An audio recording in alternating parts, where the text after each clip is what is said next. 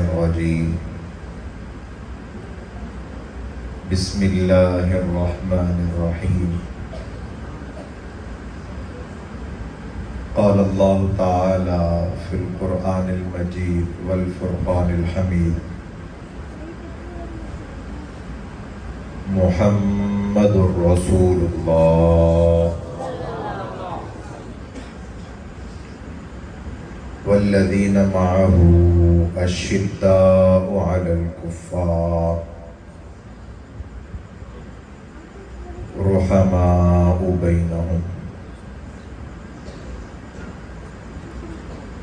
قال الله تعالى في مقام آخر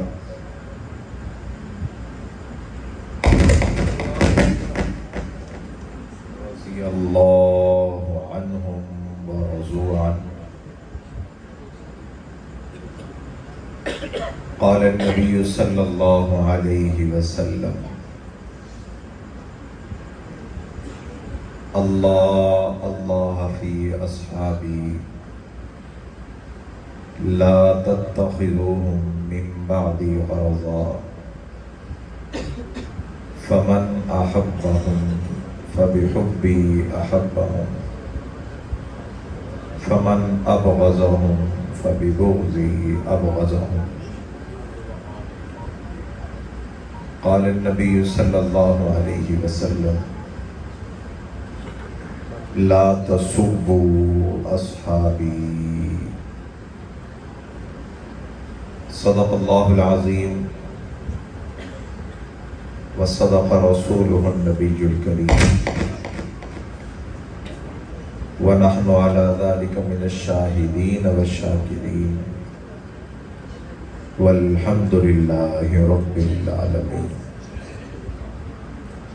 تمام احباب ذوق اور شوق سے درود شریف پڑھنے کی سعادت حاصل کریں.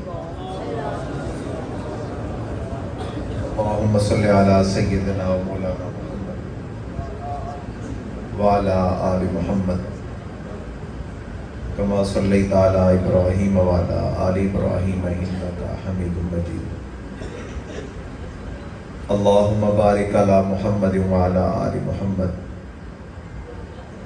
كما باركت على إبراهيم وعلى آل إبراهيم إنك حميد مجيد. حضور آئے تو سر آفرینش پا گئی دنیا، اندھیروں سے نکل کر روشنی میں آ گئی دنیا. حضور آئے تو سر آفرینش پا گئی دنیا، اندھیروں سے نکل کر روشنی میں آ گئی دنیا. ستے چہروں سے زنگ اترا، بجھے چہروں پہ نور آیا. ستے چہروں سے زنگ اترا، بجھے چہروں پہ نور آیا.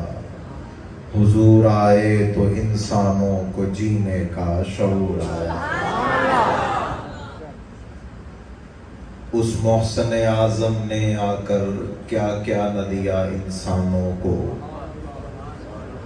دستور دیا، منشور دیا، کچھ راہیں دیں، کچھ موڑ دیے. ہو کروڑوں درود اس آقا پر، بت لاکھوں جس نے توڑ دیے. لوگوں کو دیا پیغام سکون اور طوفانوں کے رخ موڑ دیے. نہ سر جھکا کے جیے، نہ منہ چھپا کے جیے، ستم گروں کی نظروں میں نظریں ملا کے جیے. راہ زندگی میں 4 دن کم جیے تو کیا ہوا، ہم ساتھ ان کے تھے جو مشعلے جلا کے جیے. سامعین ذی وقار، باعزت دھرتی کے باعزت پاسیوں، میرے ہم مشن ہم نظریہ دوستوں بزرگوں، واجب الاحترام سامعین، اسٹیج پر موجود علماء کرام، معززین علاقہ، اللہ رب العزت کے فضل اور توفیق سے آپ سے گفتگو کرنے کا، ملاقات کرنے کا موقع ملا ہے۔ دعا ہے کہ اللہ رب العزت حق سچ کہنے کی توفیق عطا فرمائے، اور اس کے بعد ہم سب کو اس پر عمل پیرا ہونے کی بھی توفیق عطا فرمائے۔ آپ سے ایک گزارش کرنا چاہتا ہوں، اگر آپ مان لیں تو آپ کی مرضی ہے، ورنہ میں کرتا نہیں۔ تو صرف یہ ہے کہ آپ کے جو موبائل ہیں آپ اس کو جیب میں ڈال لیں، مان لیں تو آپ کی مہربانی، ورنہ مجبوری نہیں ہے آپ پر، باقی جیسے آپ کا ذوق ہے۔ کیونکہ جتنی توجہ بندے کی اپنے موبائل کی طرف ہوتی ہے، کسی اور چیز کی طرف نہیں ہوتی۔ سامعین ذی وقار،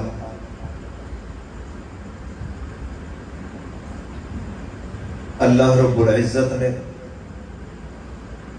اس ساری کائنات کو بنایا۔ کائنات کو بنانے کے بعد اللہ رب العزت نے یہ چاہا ہے کہ اس کائنات میں اب میرے نام لیوا بھی ہوں، میرا تعارف بھی ہو۔ تو اللہ رب العزت نے دنیا میں پہلا انسان بھیجا اور نبی بنا کر بھیجا۔ اس نبی نے آ کر اللہ کی وحدانیت بیان کی، سلسلہ چلتا رہا، نبی آتے رہے۔ آخر اس نبی نے، حضرت آدم علیہ السلام نے اپنی زندگی کا آخری نچوڑ اپنے بیٹے کو وصیت کی صورت میں عطا کیا کہ بیٹا، میں نے جنت بھی دیکھی ہے، میں نے وہاں کے عیش و آرام کی چیزیں بھی دیکھی ہیں، اور میں نے زمین کی سختی بھی دیکھی ہے، میں نے رب کی محبت بھی دیکھی ہے، رب کا غصہ بھی دیکھا ہے، لیکن میں نے رب کے غصے کو جب بدلتا دیکھا ہے تو نام محمد کے ذریعے دیکھا ہے۔ اس لیے بیٹا، میری تجھے یہ وصیت اور نصیحت ہے، اگر تجھے محسوس ہو کہ تو خطا کر بیٹھا ہے، پریشانی نہیں لینی، نام محمد کا سہارا لینا ہے۔ دنیا میں نبی آئے، حضرت آدم علیہ السلام کے بعد حضرت شیس علیہ السلام آئے، انبیاء علیہ السلام کا سلسلہ شروع ہوا، حضرت نوح علیہ السلام آئے۔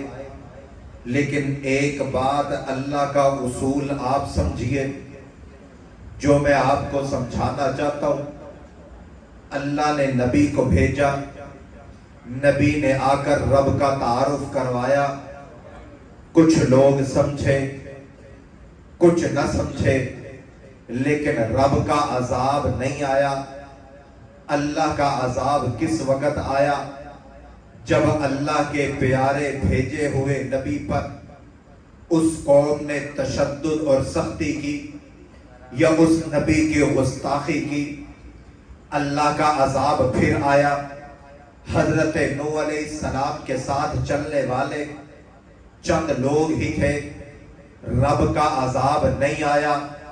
نوح علیہ السلام کی کشتی کو برباد کیا گیا، نبی کی محنت کو خراب کیا گیا، اللہ کا عذاب ان پر آیا، ہستی کو صفحہ ہستی سے مٹایا۔ سلسلہ آگے بڑھتے جائیے، انبیاء علیہ السلام کا سلسلہ چڑھتا گیا، لوگ ساتھ جڑتے گئے، جو ساتھ جڑے ہیں فلاح پا گئے، جو نہیں جڑے ہیں ناکام ہو گئے ہیں۔ ایک نبی دنیا میں تشریف لے کر آئے، بادشاہ مخالف، قوم مخالف، بنتی سے دن بدن بڑھتی جا رہی ہے۔ آخر لوگوں نے نبی کو لیا ہے، لینے کے بعد کنویں میں ڈالا ہے، کنویں میں ڈالنے کے بعد پتھر کنویں کے اوپر رکھا ہے، پانی نہ ملے گا، کھانا نہ ملے گا، یہیں پر کنویں میں پیاسا بھوکا مر جائے گا، کوئی ماننے والا کوئی نہیں، ساتھ دینے والا کوئی نہیں۔ یہ اللہ کا نبی ہے جو کنویں میں بند ہے۔ رات کی تنہائی میں جنگلوں سے ایک شخص آتا ہے، آ کر کنویں کے کنارے پہ کھڑا ہوتا ہے، آواز دیتا ہے، کہتے ہیں آپ اللہ کے نبی ہو، میں تیرا کلمہ پڑھنے والا ہوں، تو بھی ایک نبی ہے، میں بھی تیرا ایک صحابی ہوں، بتا میرے ذمے کام کیا ہے؟ نبی نے کہا جو کام میرے ذمے ہے وہی تیرے ذمے ہے، جو کام میں نے کرنا ہے وہی تو نے کرنا ہے۔ کہا بتائیے میرے ذمے کام کیا ہے؟ کہا میرے ذمے بھی کام رب کی کبریائی کو بیان کرنا ہے، تیرے ذمے بھی کام رب کی کبریائی کو بیان کرنا ہے۔ سامعین ذی وقار، الغرض انبیاء کا سلسلہ چلتا رہا، حضرت عیسیٰ علیہ السلام تک انبیاء کا سلسلہ آیا۔ اللہ رب العزت کو منظور تھا حضرت انبیاء علیہ السلام کا سلسلہ ایک دفعہ ٹھہرا۔ 550 سال کے بعد آمنہ کے در یتیم، عبداللہ کے لخت جگر، والضحیٰ کے چہرے والے، واللیل کی زلفوں والے حضرت محمد الرسول اللہ صلی اللہ علیہ وسلم کی آمد ہوئی۔ آمد کا سلسلہ شروع ہوا، آثار شروع ہوئے۔ سیدہ آمنہ فاطمہ کو کہتے ہیں اے بتائیے تو صحیح، آمنہ تو کہاں سے آتی ہے، کہاں کو جاتی ہے؟ تیرے بدن سے خوشبوؤں کی مہک جاری ہوتی ہے۔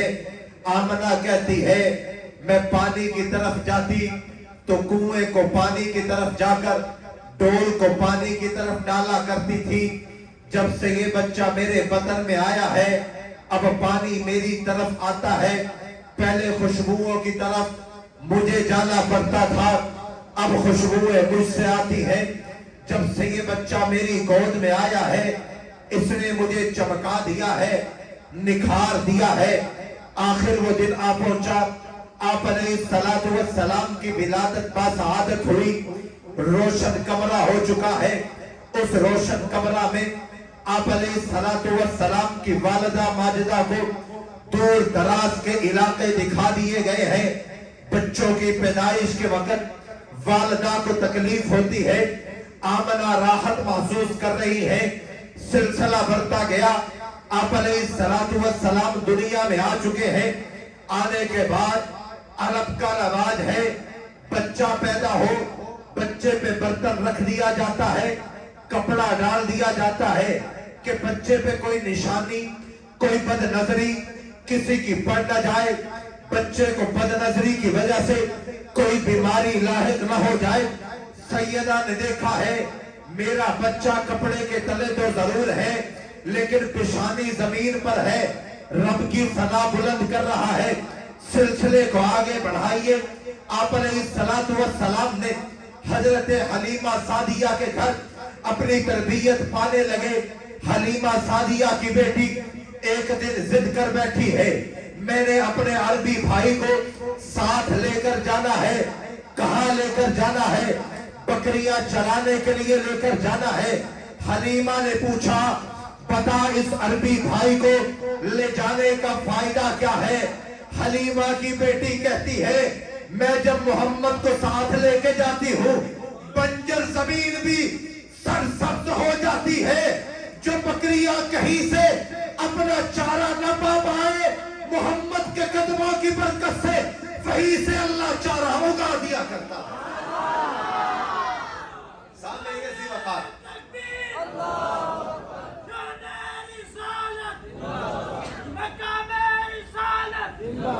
سامنے سی وقات آپ نے جو وقت دیا ہے بڑا اچھا وقت دیا ہے، ورنہ عموماً وقت تب دیا جاتا ہے جب لوگوں کو باسی آ جاتا ہے۔ سامعین سے وقار، آپ علیہ السلام نے بلندی پائی، آپ علیہ السلام نے رفعت پائی، آپ علیہ السلام کی عمر بڑھتی گئی۔ پہلے انبیاء علیہ السلام کو اللہ رب العزت کوہ طور پہ بلائے، حضرت موسیٰ علیہ السلام کو اللہ کوہ طور پر بلا کے ان کو تزکی بخشے، ان کو صاف ستھرا کرے۔ میرے نبی کو اللہ رب العزت علم نشرح کر طبقہ دنیا میں ہی عطا کرے، بچپن میں بھی آپ کے سینے کو چاک کر کے صاف ستھرا کر دیا گیا۔ سامعین ذی وقار، میں آگے بڑھنا چاہتا ہوں۔ آپ علیہ السلام مکہ کی وادی میں آئے، مکہ کی وادی میں آ کے تنہائی کرنے لگے۔ آپ علیہ السلام غار ہرا میں جا کر اپنے دن اور رات گزارنے لگے۔ سلسلے بڑھتے گئے، آپ علیہ السلام کے کندھوں پر نبوت کا تاج رکھ دیا گیا۔ نبوت کے تاج رکھنے کے بعد آپ علیہ السلام گلیوں اور بازاروں میں آ کر لوگوں کو نبوت کا اعلان کے بارے میں بتاتے، رب کی توحید کے بارے میں بتاتے، رب کی توحید کے بارے میں بتاتے، آپ کے بت بنائے ہوئے بتوں کے بارے میں بتاتے، انبیاء علیہ السلام کے بارے میں بتاتے، توحید کے بارے میں بتاتے، قرآن کے بارے میں بتاتے، فرشتوں کے بارے میں بتاتے، رب لا یزم کا تعلق کرواتے۔ سلسلے بڑھتے گئے، ساتھ دینے والے کم تھے، ساتھ دینے والے بڑھتے گئے۔ سلسلہ چھوٹا تھا، بڑھتا گیا، آتے گئے، سلسلے بڑھتے گئے۔ دنیا نے دیکھا، پہلے ابو لہب پتھر مارا کرتا تھا، پہلے ابو جہل ستم ڈھایا کرتا تھا، پہلے کعبے کا در بند ہوا کرتا تھا۔ رب نے عمر کو بھیجا، کعبے کا در بھی کھلوایا ہے۔ رب نے عمر کو بھیجا، سلسلہ بھی آگے بڑھوایا ہے۔ رب نے عمر کو بھیجا، دین کو عزت بھی بخشی ہے، للکار بھی بخشی ہے، تلوار بھی بخشی ہے، نبی کو سپہ سالار بھی بخشے ہے، جرت بھی بخشی ہے۔ سلسلہ بڑھتا گیا، صحابہ بڑھتے گئے۔ نبی نے اللہ رب العزت کے حکم سے ید اللہ فوق ایدیہم کے تمغے بھی نوازے ہیں۔ سلسلے بڑھتے گئے، جو پہلے بڑھتے تھے آج ان کی گردنوں پہ رب نے تلوار بھی چلائی۔ سامعین ذی وقار، آپ علیہ السلام کے دور میں جب ترقی ہوتی گئی، آپ نے خطوں کو لکھا، بادشاہوں کو بھیجا کہ بادشاہ میری طرف متوجہ ہو، سلطنتیں متوجہ ہوں گی، دین کا کام بڑھ جائے گا۔ ہمارا قریب ملک ایران کے بادشاہ کو آپ علیہ السلام نے خط بھیجا۔ ایران کے بادشاہ نے خط کو لیا، خط کو پھاڑ دیا۔ میں نے کہا تو نے توحید کی ہے؟ وہ کہتا ہے میں نبی کے سامنے نہیں، میں نے نبی کی توہین نہیں کی۔ کس کی توہین کی ہے؟ کہتا ہے رکھے کی توہین کی ہے۔ اب ہوگا کیا؟ اللہ نے حالات بدلے، سلسلہ بدلا، دن بدلے۔ اسی ایران کے بادشاہ کے بیٹے نے اپنے باپ کو رات کی تنہائی میں بادشاہت کی لالچ میں اس کی گردن کو اڑایا ہے۔ لوگ کہتے ہوں گے کہ بیٹے نے قتل کیا ہے بادشاہت کی وجہ سے۔ میں کہتا ہوں بیٹے نے قتل کیا ہے، بادشاہت سبب بنی ہے۔ وجہ یہ ہے اس نے پیغمبر کی توہین کی، پیغمبر کی توہین کی، بیٹے نے باپ کی گردن اڑائی۔ سامعین ذی وقار، امام بخاری رحمت اللہ علیہ نے اپنی کتاب باب علامات النبویہ میں لکھا ہے کہ ایک شخص نبی کی گستاخی کرتا تھا، دنیا میں اسے کچھ نہ ہوا، اسے قبر میں دفنایا گیا، نبی کا گستاخ تھا، قبر نے اٹھا کے باہر پھینکا۔ علامہ ابن حجر اسقلانی رحمت اللہ علیہ نے لکھا ہے تاتاریوں نے، عیسائیوں نے سازش کے تحت اپنے علاقے میں ایک جلسے کا انعقاد کیا۔ خطیب نے آ کر آپ نے الصلاۃ والسلام کے گستاخی شروع کر دی۔ گستاخی ہوتی رہی، کوئی مسلمان نہ آیا، کافروں کا مجمع تھا، کوئی آگے نہ بڑھا۔ آخر کسی میں غیرت نہ تھی، اللہ نے حالات بدلے۔ اسی گھر میں، اسی چودھری کے ڈیرے پر ایک کتے کو غیرت آئی، کتا آگے بڑھا، نبی کے گستاخ کی گردن کو پکڑا، نبی کے گستاخ کی جان لے کے جان چھوڑی۔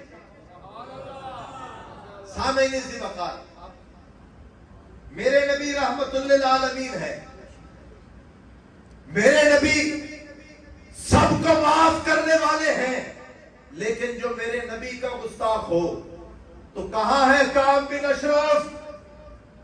اگر یہ غلاف کعبہ میں بھی چھپا ہو تو جان اس کی بھی نہیں بچے گی۔ نبی نے حکم دیا، پہنچو، گردن اڑاؤ۔ وجہ کیا ہے؟ نبی کا گستاخ ہے۔ ایک نبینا صحابی ہے، وہ کہتے ہیں میری ایک باندی ہے، میری باندی توہین کرتی ہے۔ میں نے کہا میں کیا کر سکتا ہوں؟ آنکھوں سے نبینا ہو، اس باندی سے 2 بچے بھی ہیں، کیا کروں؟ کہتے ہیں رات کی تنہائی میں جب میرے ہاتھ میں باندی آئی پھر زندہ بچ کے نہیں گئی۔ نبینا صحابی نے نبی کی گستاخ اپنی باندی کو سزا دی ہے۔ اب میں آپ کے سامنے یہ سارے واقعات کے بعد ایک مدعا رکھنا چاہتا ہوں۔ نبی کا گستاخ بادشاہ تھا، اللہ نے انتظام کیا، بیٹے کے ذریعے قتل کروایا۔ اس نے کاغذ پھاڑا تھا، نبی کا رکا پھاڑا تھا۔ نبی کا گستاخ ایک شخص تھا، اللہ نے کتے کے ذریعے اس کو انجام تک پہنچایا تھا۔ نبی کا گستاخ ایک شخص تھا، اللہ نے زمین کو پھاڑ کر اس کو باہر نکلوایا تھا۔ بات یہ ہے نبی کا گستاخ کاغذ پھاڑنے والا ہے ضرور ہے، جو مکہ کی گلیوں میں نبی کو پتھر مارے وہ بھی نبی کا گستاخ ہے، جو مکہ کی گلیوں میں نبی کے قدموں میں کانٹوں میں بچھائے وہ بھی نبی کا گستاخ ہے، جو بیت اللہ کے سامنے میرے نبی کو تشدد کرے وہ بھی نبی کا گستاخ ہے، جو بیت اللہ کے سامنے نبی کو اذیت پہنچائے وہ بھی نبی کا گستاخ ہے، جو بیت اللہ کے سامنے آپ علیہ الصلوۃ والسلام کی گردن میں کپڑا ڈالے وہ بھی نبی کا گستاخ ہے۔ ربا تو بتا اب اس نبی کا گستاخ کے لیے کون آئے گا؟ آسمان پھٹے گا، فرشتہ آئے گا کون؟ بیت اللہ کے سامنے نبی اللہ کی گستاخی ہو رہی ہے، اب کیا ہوگا؟ رب نے اگر کسی کو بھیجا ہے کوئی اور نہیں، ابو بکر صدیق آیا ہے۔ کس کو بھیجا ہے؟ کس کو بھیجا ہے؟ اور حالات کیا ہے کہ حضرت ابو بکر صدیق تنہا ہے، اور حضرت ابو بکر صدیق جب پہنچے ہیں حالات یہ ہیں کہ جو پہلے نبی کے دشمن تھے اب ابو بکر کے دشمن ہیں۔ جو کپڑا آپ علیہ السلام کی گردن میں تھا اور دبایا جا رہا تھا اب حضرت ابو بکر صدیق کی گردن میں ہے۔ جس چیز سے اذیت رسول اللہ کو دی جا رہی تھی اسی چیز سے اذیت حضرت ابو بکر صدیق کو دی جا رہی ہے۔ میں پوچھتا ہوں بتا ابو بکر تو تنہا تھا، آنا تھا، ساتھ دوستوں کو لے کر آتا، برادری کو لے کر آتا، تنہا کیوں آیا ہے؟ ابو بکر کہتا ہے جب بات محمد رسول اللہ کی ہو انتظار نہیں ہوگا، تنہا ہوں گے تب بھی رسول اللہ کا دفاع کیا جائے گا، رسول اللہ کا دفاع۔ اب حالت کیا ہے کہ آپ علیہ السلام کو تو وہاں سے نکال لیا گیا، نکالنے کے بعد محفوظ جگہ پہ لے جایا گیا۔ اب ابو بکر صدیق ہے اور سر پر اتنی زور سے مارا گیا۔ آپ کے بھی علاقے میں لڑائیاں ہوتی ہوں گی، آپ بھی تھانہ کچہری ہسپتال کے چکر لگاتے ہوں گے۔ مجھے یہ بتاؤ، سیدہ عائشہ فرماتی ہے کہ میں اپنے باپ کے سر پر ہاتھ لگاتی تو سر اتنا نرم ہو چکا تھا کہ جہاں پر ہاتھ لگاتی بال جڑوں سے باہر آ جاتے، اتنا تشدد کہ سر نرم ہو چکا، چہرہ سوج چکا ہے۔ بے ہوشی کے عالم میں قبیلے کے لوگ قبیلے کی محبت میں اٹھا کے لے کر آئے ہیں۔ اب بات ابو بکر صدیق کی تھی، جب بات پیغمبر کی تھی ابو بکر میدان میں آیا، جب بات ابو بکر صدیق کی تھی حق نواز جھنگوی میدان میں آیا۔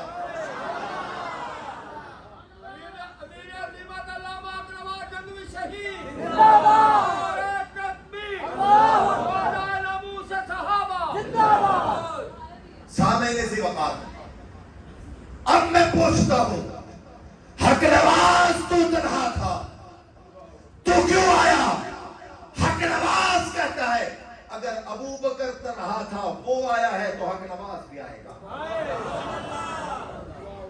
اب پوچھتا ہوں، تجھے الٹا لٹکا کے مارا گیا، تجھے گلیوں میں، بازاروں میں، حکومت خانوں میں گھسیٹا گیا، بتا وجہ کیا تھی؟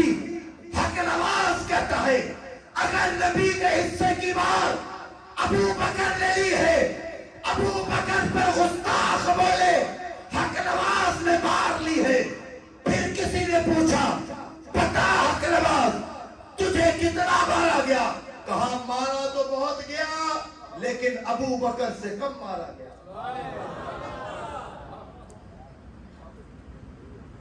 پاکستان میں بد امنی دو وجہ سے ہوتی ہے۔ کتنی وجہ سے؟ ایک گالی کی وجہ سے، دوسری گولی کی وجہ سے، ایک دوسری گولی کی وجہ سے۔ مولانا اعظم طارق شہید رحمت اللہ علیہ، کراچی میں ایک شخص آیا، کہتا جی آپ گستاخ صحابہ کو کافر کہتے ہیں؟ کہتے بالکل کہتے ہیں۔ کہا کیوں کہتے ہیں؟ کہا دلیل سے کہتے ہیں۔ کہا دلیل کیا ہے؟ کہا دلیل کی ضرورت ہے، دلیل کے لیے گھر آیا ہے، بڑی خوشی ہے، تجھے دلیل دیتے ہیں۔ پیچھے مڑنے کے بعد تفسیر اٹھائی، حدیث اٹھائی، اٹھانے کے بعد ابھی مڑے نہیں تھے، دلیل کے منکر میں گولی چلائی۔ گولی دلیل کے منکر نے چلائی۔ جب اس کو پتا چلا کہ ان کے پاس دلیل ہے تب اس نے کہا کہ میرے پاس گولی ہے۔ اٹھا کے لے جایا گیا، ہسپتال میں پہنچے، پرانے دور کی گولیاں جسم میں جا کر پھٹا کرتی تھی، اب کی گولی پھٹتی نہیں ہے، یہ جسم کو چیرتی ہے اور نکل جاتی ہے۔ پہلے وقت کی گولی ریوالور کی کہ جسم میں جا کر پھٹا کرتی تھی۔ ڈاکٹر نے کہا حضرت صاحب کیا وظیفہ کرتے ہو، کیا معاملہ ہے؟ گولی آئی ہے، نشانہ دل پہ تھا، پھٹی نہیں ہے۔ کہا جس دل میں ابو بکر صدیق ہو اللہ اس کی حفاظت خود کیا کرتا ہے۔ پہلا حملہ ہوا، हमला हुआ, वापस आ गए। आने के बाद जिनकी दाढ़ी में चांदी आ चुकी है, सफेदी आ चुकी है, इनको अच्छे से याद होगा कि ईरान के उम्माशों ने बैतुल्लाह पर हमले की कोशिश की थी। बैतुल्लाह पर ईरान के लोगों ने हमला किया। पूरी मुस्लिम दुनिया में इसके एहतजाज होना शुरू हुए। कराची में भी एहतजाज होने लगा। उन एहतजाज की पादाश में ईरान की पनीरी जो पाकिस्तान में बसती है, उन्होंने आजम तारक को उठाया। उठाने के बाद अपने तहखानों में ले जाकर पूछते रहे, तेरे आने की वजह क्या है? कहा, मेरे आने की वजह दिफाए सहाबा है। तशद्दुद करते रहे, पीटते रहे। पड़ोसियों ने पुलिस को बुलाकर आजम तारक को बचाया। अगले दिन घर में पहुंचे हैं। घर वालों ने कहा, इलाके के लोगों ने कहा, आपको आराम की जरूरत है। आजम तारक आगे बढ़ा। अगले दिन जुमा में पहुंचकर सहाबा के दुश्मनों को फिर ललकारता ही रहा। जब घर में कपड़े आए अस्पताल से, और कपड़े धोने के नहीं थे, बल्कि यूं महसूस होता था कि इसमें कोई खून से नहाकर उसने वापस किए हैं। सामईन ज़ी वक़ार, अगर हम अपने सके वालिद को शहीद देख कर इस नजरिए पर खड़े हैं तो किसी दलील से खड़े हैं। अगर अपने ताया को कराची में शहीद करवा कर उसके बेटे खड़े हैं तो किसी दलील से खड़े हैं। अगर यके बाद दीगरे दो तायाजाद भाई शहीद करवा कर खड़े हैं, किसी दलील से खड़े हैं। अगर 7 साल गुजरने के बाद अपने चचा मौलाना आलम तारक साहब की गुमशुदगी बर्दाश्त किए हुए हैं, किसी दलील से खड़े हैं। बात बुरी है। बाप का लाशा देखने के बाद खानदान से 4 जनाजे उठने के बाद आज भी खड़े हैं, डट के खड़े हैं, और आज भी कह रहे हैं, जो अबू बकर सिद्दीक का बनकर है, कायनात का गलीज तरीन पक्का काफिर है। और इंशाअल्लाहुल अजीज यही वसीयत और नसीहत नस्ल को है। और इंशाअल्लाहुल अजीज शहीदों के खून में अपना काम करना है और अपना काम किया है। लोग कहते हैं कैसे किया है? मैं कहता हूं हक नवाज मिंबरे हक नवाज पर पिपलियों वाली मस्जिद में खड़ा होकर कहा करता था, रब्बा मेरी आवाज को गुंबदे खजरा तक पहुंचा दे। आज मस्जिद नबवी का खतीब हक नवाज की बात कर रहा है। हक नवाज कहा करता था, रब्बा मेरी आवाज को दुनिया में पहुंचा दे। आज मिस्र की असेंबली हक नवाज की बात कर रही है। आजम तारक कहा करता था, रब्बा हमारे नजरिए को दुनिया में पहुंचा दे। आज मलेशिया की असेंबली हक नवाज की बात कर रही है। बात बढ़ती गई। पाकिस्तान की असेंबली ने बात की है तो वही की है जो हक नवाज ने शुरू की थी। सहाबा का गुस्ताख हो मुल्क में रहे, मुमकिन ही नहीं। और इंशाअल्लाहुल अजीज ये वक्त आएगा कि सहाबा के गुस्ताख के लिए सजाए मौत का कानून बनेगा। सजाए मौत का कानून बनेगा इंशाअल्लाह। क्योंकि जिस हजरत बिलाल को उमैया बिन खल्फ तकलीफें देता रहा, बदर के मकाम पर टाकरा भी हजरत बिलाल से हुआ।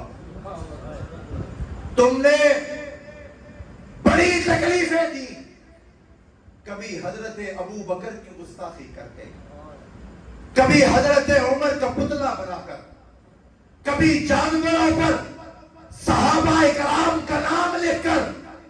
وقت آئے گا، دن بدلیں گے، پاکستان کا جج ہوگا، تم گستاخی کرو گے، سزائے موت کی سزا تمہارے لیے ہوگی انشاءاللہ العزیز۔ ہر مسلمان رگ باطل کے لیے نشتر تھا، اس کے آئینہ ہستی میں عمل جوہر تھا، جو بھروسہ تھا اسے قوت بازو پر تھا۔ ہے تمہیں موت کا ڈر، اس کو خدا کا ڈر تھا۔ باپ کا علم بیٹے کو نگر ازبر ہو، پھر پسر قابل میراث پدر کیوں کر ہو۔ عقل ہے تیری سپر، عشق ہے شمشیر تیری، میرے درویش خلافت ہے جہانگیر تیری۔ ماں سوا اللہ کے آگ ہے تکبیر تیری، تو مسلمان ہو تقدیر ہے تدبیر تیری۔